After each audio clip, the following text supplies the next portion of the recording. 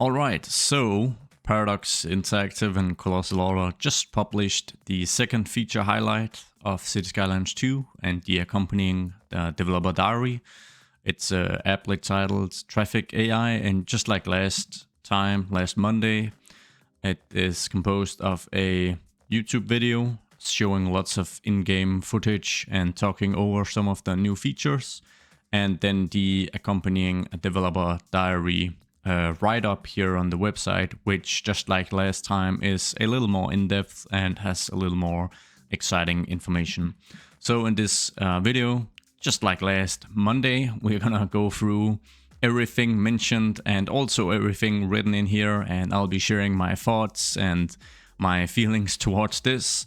And just like last time, I'm going to absolutely wing it and just kind of fuel myself on my excitement to comment on this. And of course, if you guys spot anything I might have missed, or you have different opinions or any sort of input that you think would be cool to share, feel free to share in the comments down below. Many of you discovered things that you listed in the comments last time that I hadn't seen at all. For instance, that citizens will actually start running if the traffic light is about to turn to green and their pedestrian light is about to go red, which is an awesome find. So yeah, feel free to chime in. But I think the first thing we should do is just watch this Traffic AI feature highlight once again.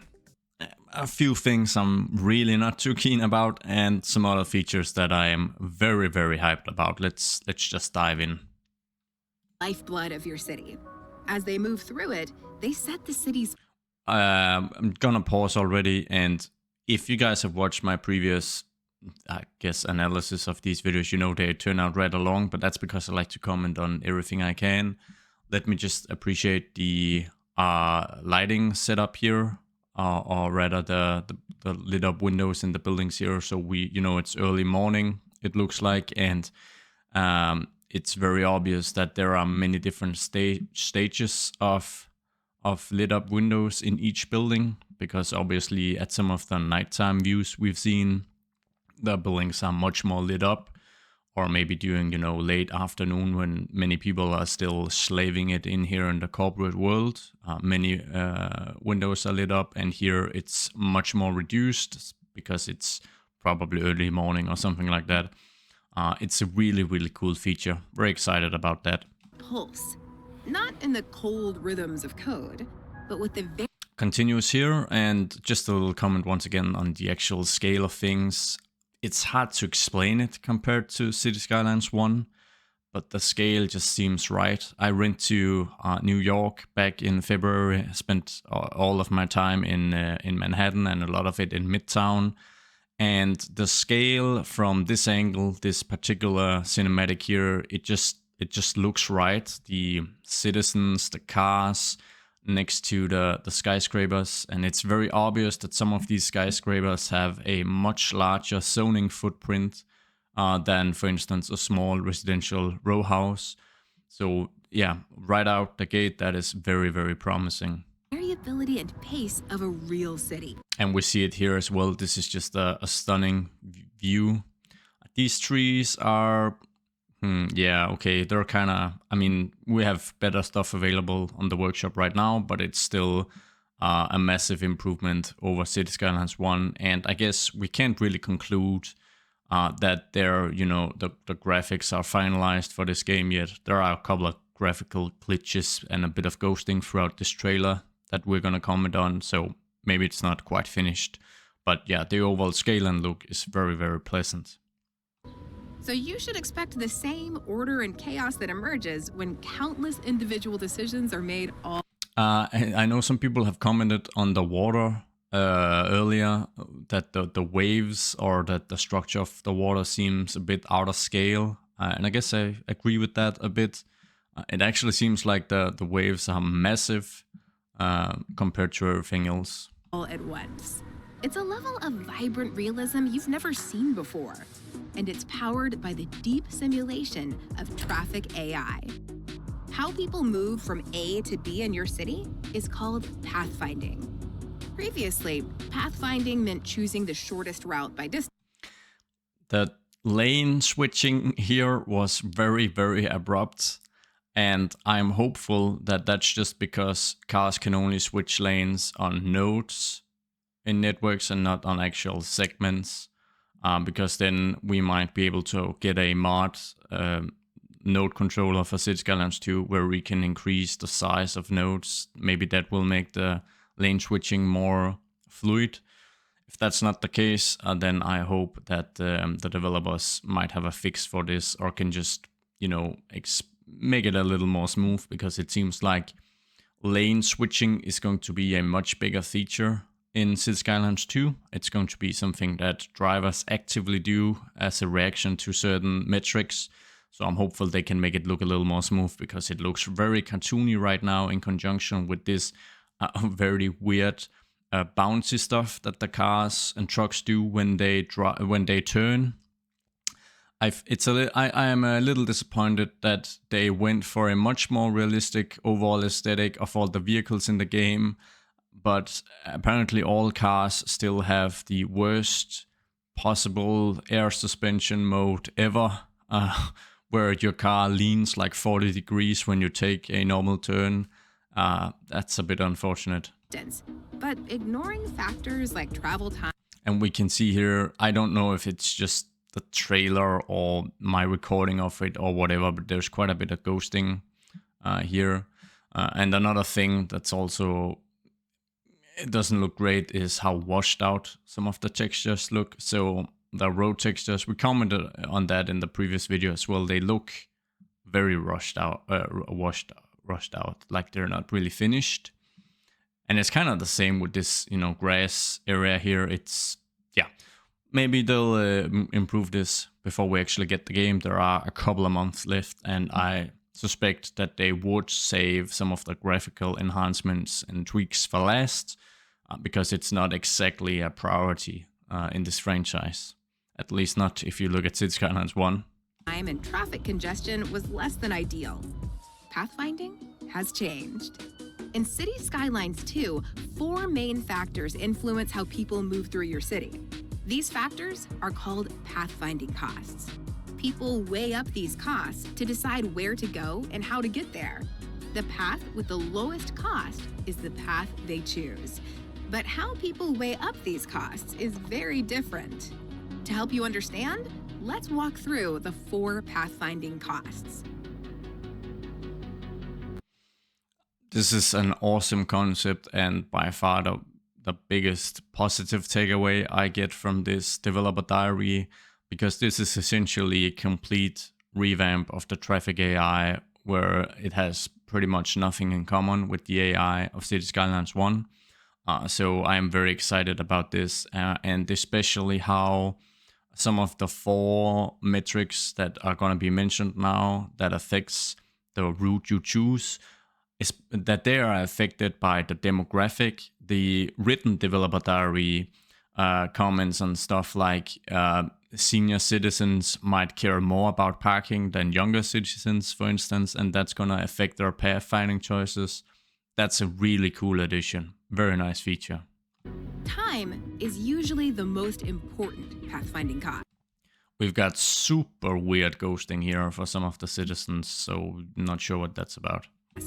Everyone will pick their quickest route to their destination if they can. Comfort is another pathfinding cost. Who doesn't want a smooth journey? Wouldn't you avoid tricky intersections if you could?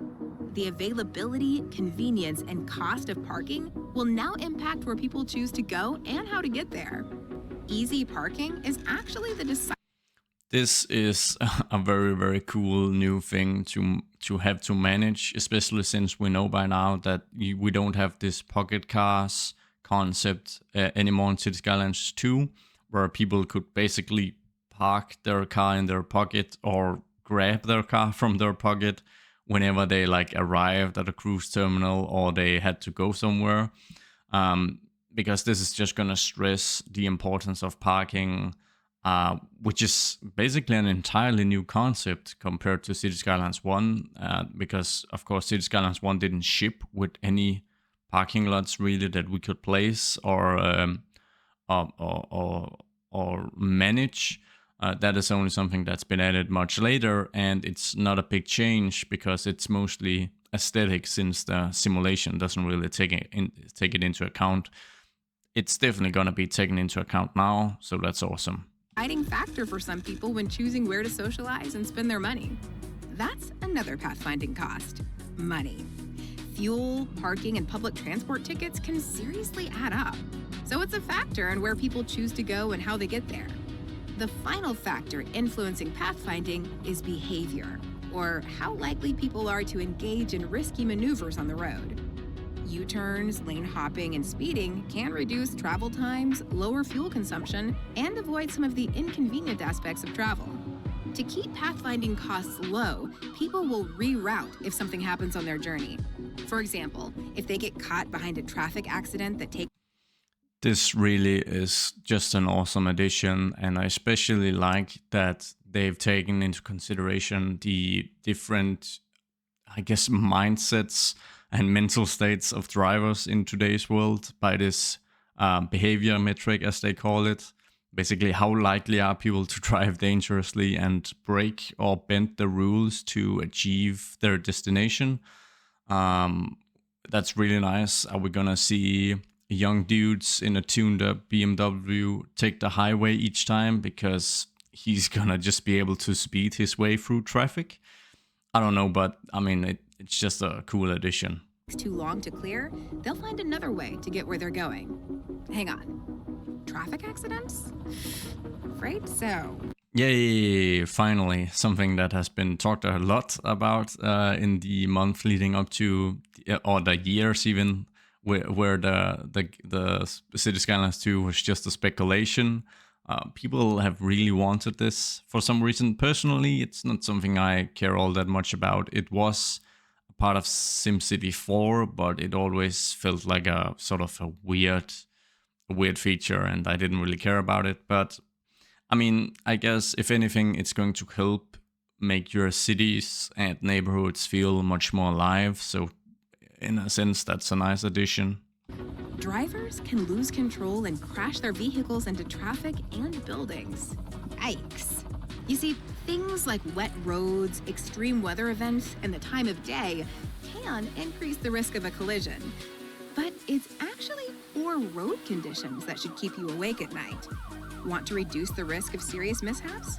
Send your road maintenance crew out ASAP. I just want to comment that I just love the lights of the vehicles at night, and in the late afternoon and early morning, it looks a ton better than City Skylines 1. Traffic AI has improved pathfinding so much that you can now grow a larger population. But remember, this is awesome, because when we go through the actual written developer diary just after this trailer, the way I read it, the limitations on traffic agents and perhaps even population agents are completely gone. So you can pretty much just grow your city until your computer grinds to a halt, which would be fantastic, because if there's something I love doing in City Skylines 1, it's to push my poor computer into complete submission by using too many mods and assets. So, you know, anything that can help me achieve 6 or 7 FPS in City Skylines 2 is very much welcome. It's gonna make me feel right at home. remember, a big population brings opportunities and challenges. 2 info views can help you plan and react when life takes a left turn. Traffic Info View takes the guesswork out of traffic management. It delivers a real-time overview of how much traffic is on your road network and traffic, so you can resolve problems quickly. Deep Simulation transforms. I am a little worried about the lack of keys being used throughout the city. Now, I know there's one scene that we also saw in the gameplay trailer where it very much looks like there's a key being used near this downtown island, but in many of these places, no keys have been used, and we've just got this kind of harsh gravel textured surface here. So I'm not sure if it's just a choice by $2.20 that they didn't want to just bother with it, or didn't have time, wanted to focus on other things, which is completely fair, or if it's kind of a signal that there aren't any other cool keys in the game than some standard monotonous one. Yeah, let's see. The movement of people, goods, and services through your city into the pulsing reality of a living, breathing city. Did you guys see that? Notice how the two vehicles that meet here, they had the far light assistant on, but they've switched to near lights, or whatever you call it in English, I'm sorry. And they'll turn it on right after they pass each other. That's an awesome feature. I mean, at least it kind of speaks to the attention of detail. So if we can, start uncovering other small details like this throughout the game and these dev diaries, and when we start gaming and playing it for ourselves, then that's pretty cool. Their path, that is always a response to the world around them. A world of your creation. Aww. Ain't that the perfect way to close it? Alright, so generally overall I'm very happy with what we've just been shown. But as you guys heard, I did have a few comments on some of the aesthetic decisions that they've chosen that I feel are a bit of a shame compared to some of the other directions they've chosen and the overall aesthetic overhaul that they've gone for, because I think it's obvious when you look at the buildings, the building assets, when you look at the scale, we see the skyscrapers, we also see the power station utilities from the gameplay trailer, just how massive it is. And the actual vehicle models, the 3D models, it's just obvious that they've gone for something that is much more realistic looking than City Skylines 1, which looks very, very cartoony in comparison. So it's a bit of a shame, if you ask me, that they, at least for now, haven't gone the full way and kind of removed the odd suspension swinging that all the vehicles have, and yeah, small stuff like that. They can still tune that up, I assume, but it seems like the bouncy vehicles are an actual feature that they've gone for. I mean, very targeted. It's not by accident. Anyways, like last time, the video is accompanied by a feature highlight, developer diary, where they go a little more in depth into some of the differences and some of the features. So we're gonna go through this pretty strictly so that we make sure we don't miss anything. And of course, just like with the gameplay video, if there's something I miss, or you have something, some nice inputs, or just any comment related to this, let me know down below. You guys always find more stuff than I do. So I think the cool thing they talk about here is the pathfinding, and how that's actually a complete revamp of how things are in City Skylines 1. So just to reiterate, there are now 4 factors that citizens will consider when they choose a path from A to B. So for instance, a commute from this particular house here on into downtown to work your accountant job in one of the skyscrapers.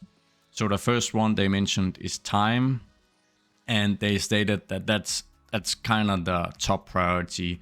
It's an evaluation of, okay, so how long is it going to take to get me from A to B? And I feel that's pretty realistic, and that accounts for most people. The second one is comfort. So citizens will actively try to find out whether certain routes might be the most time efficient, at least on paper, but are there queues to sit in while taking that route? Or do they have big, complex, scary interchanges that they have to navigate in at high speeds? That's going to be a factor as well. Very interesting stuff. The third one they mentioned is money. So this is money for fuel, public transport, and parking. So that's you got 3 metrics there at one, which is also pretty awesome. And of course, it also means that you can very much gear your city towards a certain aesthetic and realistic feel if you want to. So if you're building an a more typical American city, maybe a West Coast themed one, you know, public transport, nah, who cares about that, right? Let's sell some more fuel. And you'll force more people out into your cars, but they are probably going to want parking as well. So parking is going to be a natural thing of your downtown and not just something you place there aesthetically to showcase that it's an awful hillscape of asphalt. And the third one, which is also, fourth metric, which was also pretty exciting to hear about, is this behavioral one. So, you know, young guns that are speeding in their German cars, people willing to take dangerous U-turns and break the rules, etc., etc. Exciting. They call this the pathfinding costs. And here are the 4 ones that I just mentioned. And I don't want to go more in depth into this, but we'll just scroll down where we've got some screenshots that we should pretty much just check all of them, see if we can find something nice. We've seen a variation of this, I think, from a different angle, but this looks to be like a cemetery. And I'm pretty keen to find out whether this is designed with hand-placed graveyard props, or whether this is a, you know, a complete asset that you just plop down and you can't really configure it. I would like both options, preferably. We have a look at some of the residential assets here as well. I've commented before that I'm very, very happy with how these things look and have turned out. And I continue to feel that way. All the textures in the game look slightly washed out, which is a bit of a shame. But I mean, generally, I am comparing to Cities Skylines 1 Vanilla and not a heavily modded version of the game. And in that respect, things are looking much improved. There are some more cool aspects to the new pathfinding simulation. So for instance, citizens and delivery vehicles are less likely to make dangerous decisions in traffic to cut pathfinding costs, while emergency vehicles have a more lenient behavior model so that they can navigate the road network during emergencies and make dangerous pathfinding decisions if necessary. This is obviously quite realistic. We see today that emergency vehicles in particular and police that are responding to critical situations, they are of course allowed by law to pretty much bypass most traffic rules to get to their destination as quickly as possible. There's also something here about the value of local produce. As a result, selling resources and goods locally is more cost efficient for the companies, as the delivery costs are lower than hauling the cargo to an outside connection. It's also a pretty interesting dynamic. And this one, which I commented earlier on in relation to parking, pathfinding also accounts for the traveler's age group. For teens, the most important factor is money. That does seem quite realistic, at least if I remember back in time from my own days as a teenager. They seek out cheap options when traveling, be it the means of transportation or parking behavior. Adults value time, so the quickest route is usually the best for them, and seniors prefer a high comfort level. As long as the comfort cost is small, seniors tend to choose that option. Overall, I am pretty happy with how this is segmented, and I assume that it's not like a hard boundary. You will have instances of seniors that care mostly about money based on their socio-economic level, and you'll have teens that grow up in wealthy districts that where money is not really a factor, maybe comfort is a factor or time or whatever. But we're still yet to see more information about wealth levels in the game and what it actually means. So I'm waiting, I'm hoping that it's a big part of the game. Very cool. All right, once again, resource transportation is affected by the length of the route, as distance increases the cost. So companies try to ship cargo as close as possible to increase their own profit margin. Transporting resources and goods out of the city is costly and can greatly decrease the profitability of companies. It's pretty interesting. We've got another picture we'll have a look at. A cargo ship and a container port, and I'm very happy with the scale of everything. In particular, these cranes, they look much more real to scale than the Cities Skylines 1 game. Once again, I'm really looking forward to finding out more about the container port here. Is this a fixed asset that you can just place, like in Cities Skylines 1? Or is it modular? Does it work by us being able to add extensions? How does it work? I'm hopeful that the next dev diary that looks into some transport and logistics, if I'm not completely wrong, is going to touch a bit on this. Now, this is very exciting stuff indeed. It might seem simple, but it's something people have been longing for forever, me included. Much better lane usage. In Cities Skylines 2, vehicles use more lanes. They try to optimize road usage to allow as smooth traffic as possible, occupying all available lanes as they travel to their destination. This means that if one lane in a multi-lane road is filled with vehicles waiting at the traffic lights, new cars arriving at the intersection choose the other empty lanes to fill the intersection evenly. On multi-lane roads, vehicles can overtake slower vehicles when the simulation notices that the other lanes are less used. Vehicles also switch lanes to avoid completely blocked lanes due to a traffic accident, a traffic jam, or a stopped vehicle, such as an ambulance picking up a patient. Additionally, vehicles will try to give room for the emergency vehicle by switching to other lanes when possible. This is gonna be very cool to see in action and just see how fleshed out this system is, because it would obviously add a sense of realism to your city. In most real life situations, at least where I live, people will generally try to, almost park their cars up on the sidewalk if that's what's necessary to get an ambulance through, because it's good manners and you're a good citizen by doing that, so you should always do it. It's gonna be very interesting to see this in person. Let's also have a look at this picture, because this shows great lane usage. Usually in Cities Skylines 1 today, if you want to produce a screenshot like this, and if you've seen a highly detailed city with a screenshot like this, you can assume that pretty often many of these cars will actually be props that are placed, because mimicking this specific situation where you have very extensive lane use throughout this entire intersection is very, very rare to see in Cities Skylines 1. So that's a great addition. Other than that, the graphics look pretty bad here, so we're just gonna move on. Yikes. Now this is cool because this kind of highlights an additional aspect next to the decisions made for the pathfinding question.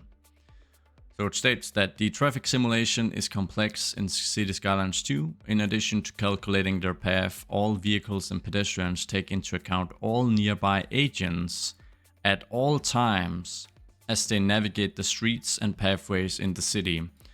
This is very, very cool because it's, it means that ideally drivers are going to be very proactive instead of, either completely unaware of everything around them or just very reactive. But this sounds like very proactive behavior where drivers can, make decisions affecting traffic flow multiple times while traveling, separate from their pathfinding decision. So that's awesome. So I imagine that when this citizen we talked about earlier has to depart from their house, let's use this picture as an example. We live way out here in the suburbs. We have to go to downtown to slave away in one of these towers. We might have one path being chosen when we leave our driveway based on how much traffic we expect at certain points during our route. But if something pops up that changes that situation while we're actually on our already destined path, then that path is likely to be altered. So we could accelerate along traffic, brake to slow down, avoid oncoming traffic when making turns, switching lanes to optimize traffic flow, and making pathfinding decisions when an unexpected event such as a traffic accident occurs on the route originally planned. So that's great. It's really going to be interesting to see how this actually works in the game. So if you've got, so for instance, taking example from this picture as well, if you've got, you know, this, I don't know if this is a highway or whatever it is, but it looks to be a very important arterial road. So let's say in a city of this scale, this one, especially during rush hour, so like early morning at 7, 8, 9, and in the afternoon at 4, 5, and 6, you've got a ton of traffic on this very, very important road here. Let's say there's a major accident alongside this arterial road or this highway, whatever it is. How is that going to impact the potentially 1,000 of cars that are expected to use this route smoothly within, you know, the next 10 minutes? It's going to be very interesting to see how that is going to switch the traffic load to other key aspects of your road network, and if everything's going to turn into a chaos because your city might not be geared for it. You might be overly reliant on this large route here being, you know, completely unblocked and just working perfectly. Very exciting. Something that could cause concern when you read all this is the performance of the game. Because with all these calculations taking place all the time, that is something your computer, your Xbox, your PlayStation is going to handle in a real-time simulation. They write, though, that the calculations are more efficient, resulting in higher performance across the board as the pathfinding and simulation, among other calculations, take advantage of all the available processing power of the multi-core CPUs. This is a big promise, as many games today utilize multi-threading and multi-core CPUs, but many games also don't manage to really exploit it. So it's going to be very interesting to see this in action, and hopefully it's just a super smooth game to run. Also, as a major improvement to the first game in the series, Cities Skylines 2 doesn't feature hard limits for agents moving about in the city. Doesn't feature hard limits for agents moving about in the city. The only real limits to the simulation are the hardware limitations on the platform running the game. That's, I mean, this is awesome. We'll have to see it, we'll have to try it, and we'll have to, I mean, people are naturally going to take this statement at face value, and then they're gonna plan out cities where this is really, really pushed to the brim. I know I'm going to do it as well, I promise you guys. We are going to build some absolutely massively sprawling cities in this game, and I hope you'll get along for the ride, but this is going to be very, very interesting. And if this is actually the case, it might push me to invest in a new computer and get as much juicy hardware as I can. And they're, of course, using this picture to kind of illustrate their points. Although with the sprawl being this low density, then, I mean, essentially, this doesn't have to be all that many people. That's the issue with suburban sprawl. There's a small segment here about how cars can change lanes in roundabouts. So they have specific roundabout behavior where they can change lanes or sneak through an intersection at the last minute. And yeah, very cool. It ties into this fourth part of the pathfinding metrics, the behavioral pattern. So it's going to be very interesting to see that in person, obviously. And we've got traffic accidents. So yeah, once again, I guess it's not something I personally have really cared all that much about. But I mean, I see now that the way it's going to play into traffic behavior among other drivers and how proactive it seems all drivers are in responding to whatever events happen around them. It is actually going to be pretty cool to see how traffic is going to react to an accident, especially given that the occurrence of traffic accidents is increased by features such as road conditions, lighting conditions, weather, and disasters. And this is an interesting one. Does this mean that the natural disasters DLC or part of it is baked into City Skylines 2. Does it ship with potential disasters occurring, such as weather phenomena, stuff like that? Very interesting. Keeping roads in good condition by using road maintenance services and having streetlights is a good way to decrease accident probability on the road. One thing that is very interesting to me, and it may be wishful thinking, is that I wonder if we can actually simulate the issue that many American metropolitan areas are facing currently with the inability to actually maintain all the road infrastructure that is being continuously added as cities sprawl out with suburban sprawl. Because currently it's almost like a Ponzi scheme where as suburban sprawl needs new suburban sprawl to subsidize the cost of road maintenance. And if the whole scheme stops, so if no more new sprawl is added, the whole cart house is going to just fall over and the city won't be able to afford maintenance of this insanely massive road layout. It gets a little nerdy now, sorry about that, but yeah.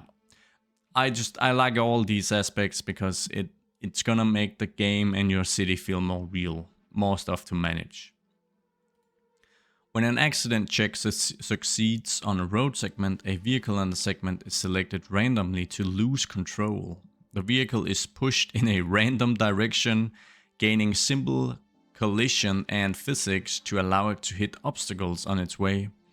If a vehicle collides with another agent, it also gains collision and physics for the duration of the accident. So this effect can, I guess, in theory add up, so you have potentially massive traffic accidents. If you have a vehicle that gains these collision attributes almost by spinning out of control while it's in the middle lane of a third lane super busy highway, and all the vehicles that it hits are going to gain collision and all the vehicles that they hit are going to gain collision, then things could spiral completely out of control. And just we had this picture as an example. If something like that happens on a super busy arterial road or highway like this, then things could get real ugly real fast. So I am sure we're going to see YouTube videos where people try to provoke massive accidents just to simulate the chaos. A cool thing here as well, I feel, is that there are two services that needs good coverage to actually clean this up, because accident sites need to be secured and cleared by the police and road maintenance respectively. The simulation halts traffic on the lanes that are affected by the accident, and vehicles wait until the road is cleared before continuing on their way. Ambulances might also be called to the site if the accident was severe enough to cause serious injuries. If clearing the site of the accident causes traffic jams for a prolonged period, agents might recalculate their pathfinding, resulting in dangerous behavior and making U-turns to find alternative routes circumventing the blocked lane. So I'm kind of curious if there's like an added effect here where let's say this 6-lane road here has had a major accident that is kind of confined to this side of the road, these 3 lanes. We've got a ton of cars in queue here.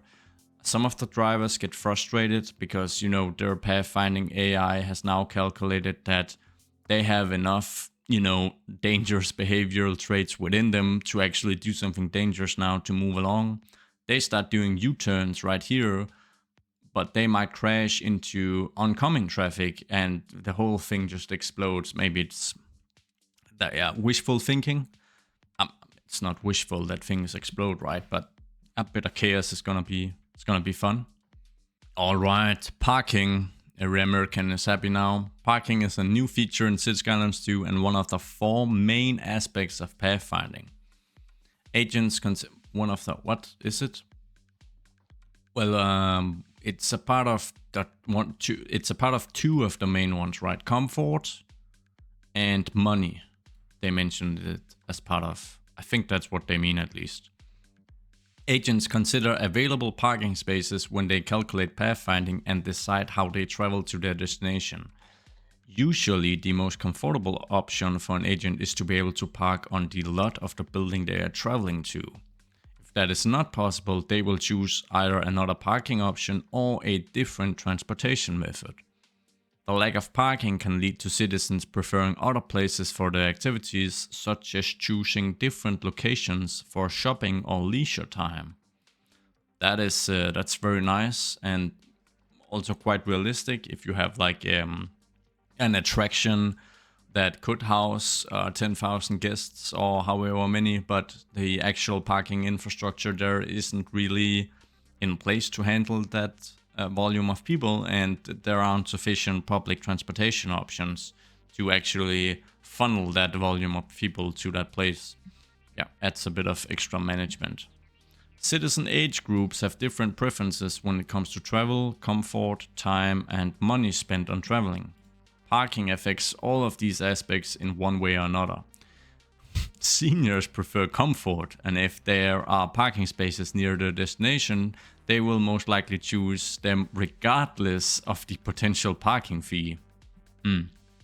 Adults are more concerned about time and choose places that are along the quickest route, while teens have the least money, so they choose cheap parking options, even if it means they have to walk longer distances or use other means of transportation to complete their travel.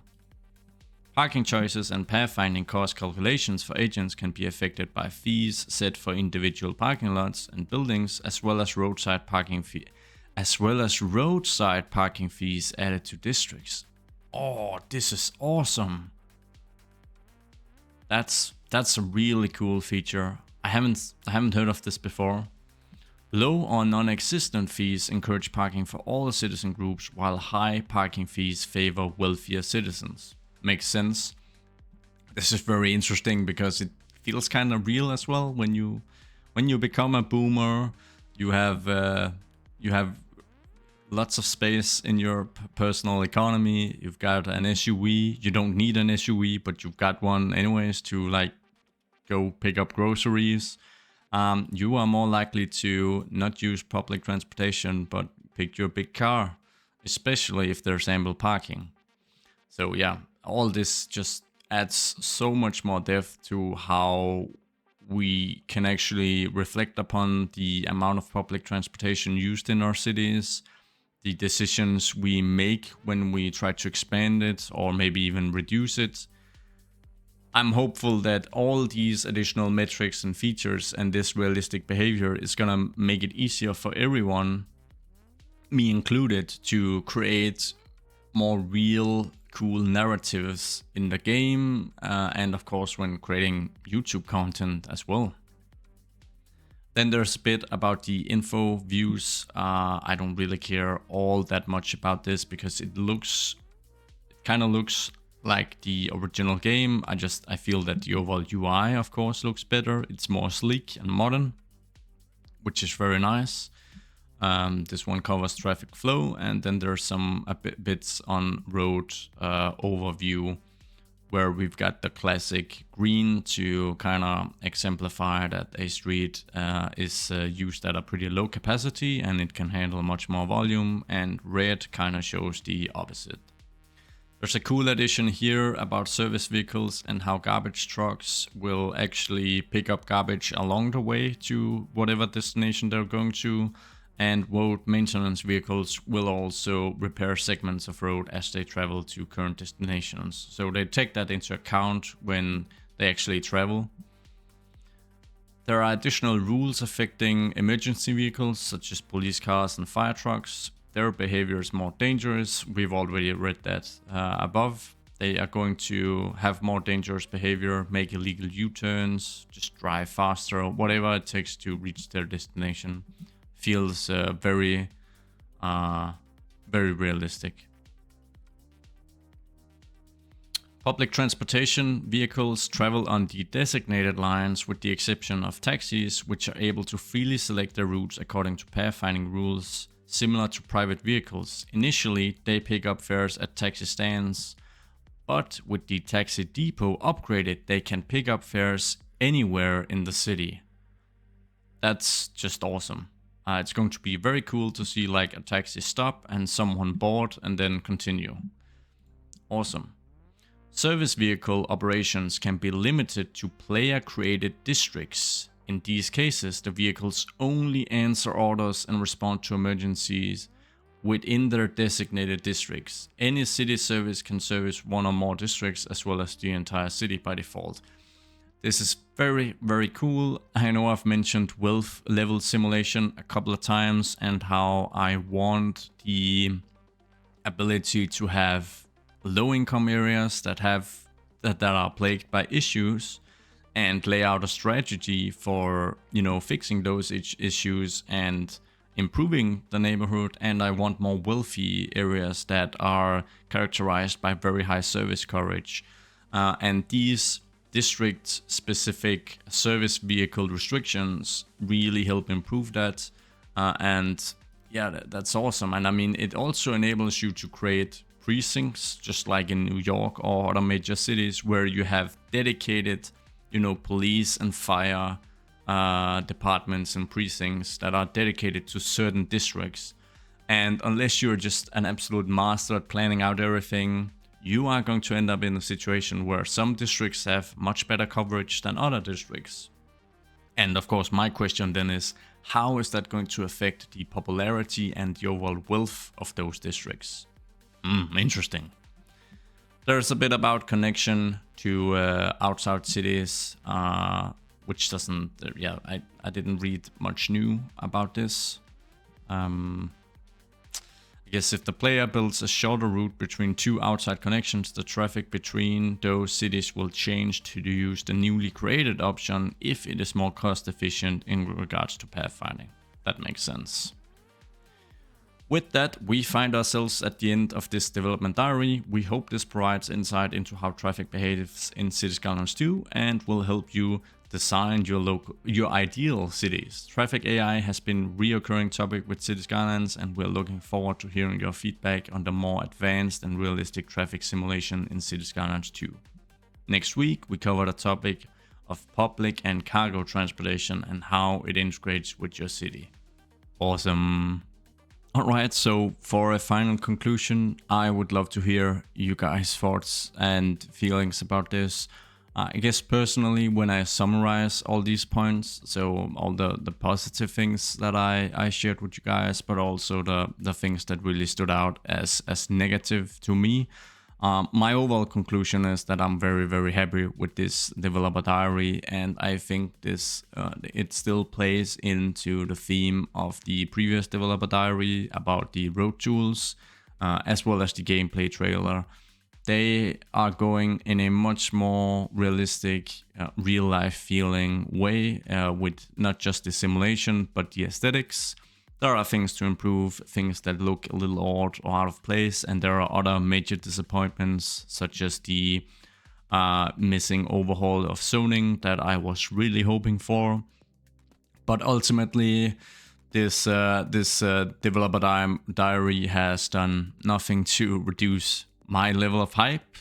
So, I mean, it's on. It's on. If you love my content or like it, feel free to like this video and share it if you want. Feel free to subscribe and enable notifications if you don't want to miss out on future content like this. And I guess there's nothing more to say than goodbye. And this is sort of how I'm feeling. I'm jacked. I'm jacked to the tits! Good. Do you feel it? No.